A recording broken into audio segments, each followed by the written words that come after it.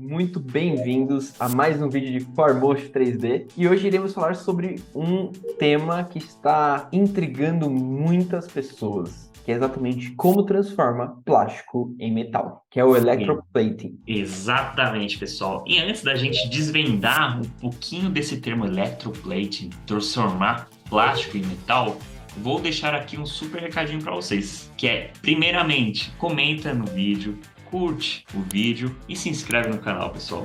Dissipe um pouco do mundo da impressão 3D, que é a nossa missão aqui na Formosh. E eu tenho certeza que você, junto conosco, vai nos ajudar a trazer impressão 3D muito mais acessível no dia a dia das pessoas. Exatamente. E como agradecimento por você que fez tudo isso agora, a gente vai deixar aqui o cupom de desconto para você usar na nossa loja em qualquer item que a gente tem lá disponível ou que não temos disponível, é só entrar em contato que a gente também ajuda você.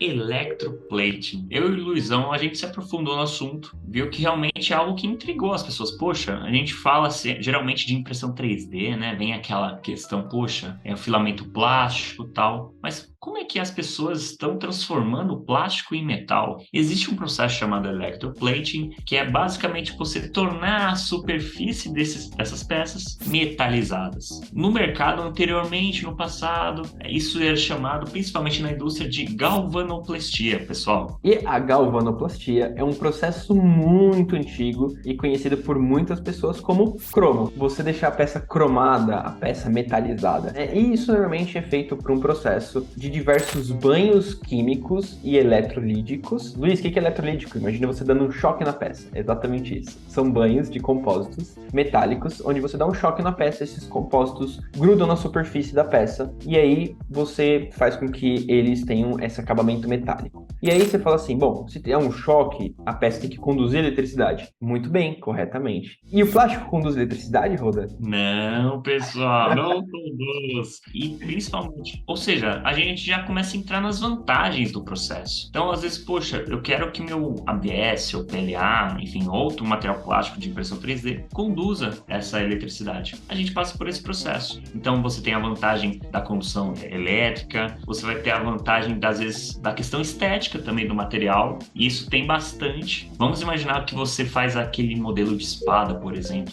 Poxa, aqui na Formosh vocês sabem que a gente fornece para cosplayers no mercado. Então, por exemplo, eu quero minha espada impressa em 3D, mas eu quero com uma aparência metalizada. Será que dá pra gente fazer esse processo? Sim, dá pra fazer. Então é algo que realmente vem agregando, não tinha anteriormente esse aspecto tão estético no mercado, era algo muito mais funcional, por exemplo, na condutividade elétrica, mas que agora vem tornando-se muito mais comum. Não ainda no mercado acessível para quem tem sua impressora em casa, mas a gente acredita que possa no futuro realmente ser um processo muito mais visível para que você realmente consiga fazer peças muito mais personalizadas do que já faz hoje. Às vezes uma peça que o seu cliente vai chegar e falar, nossa, mas de qual metal é isso aqui? Não, foi impressa em 3D e com plástico, pessoal. Então realmente é legal trazer essa novidade e a gente trouxe aqui para vocês. A indústria automotiva, né, transformou muito o mercado de galvanoplastia em coisas que eram simplesmente metálicas. Então a gente começa,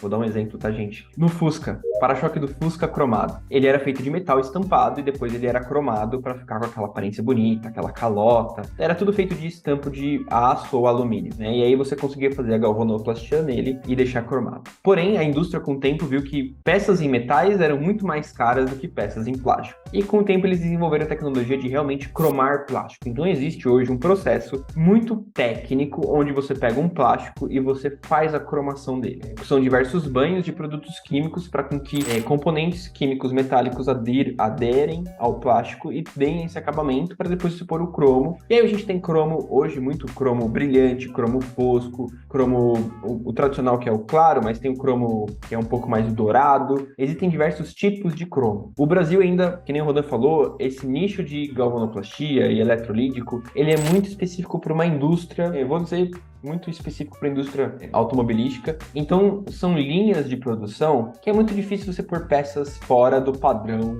que nem uma peça de impressão 3D. Porém, a gente tem mercados como os Estados Unidos e no México, que é muito comum você ter galvanoplastias que fazem para qualquer um. Você pode ir lá e querer cromar o seu portão de casa, você pode querer cromar um corrimão, sei lá, qualquer coisa. E aí, essas pessoas vão lá e fazem esse processo um pouco mais artesanal, nesse sentido de dar os banhos e fazer os processos acontecerem para ter essa parte de cromação. E é exatamente isso que a gente está falando para vocês, né?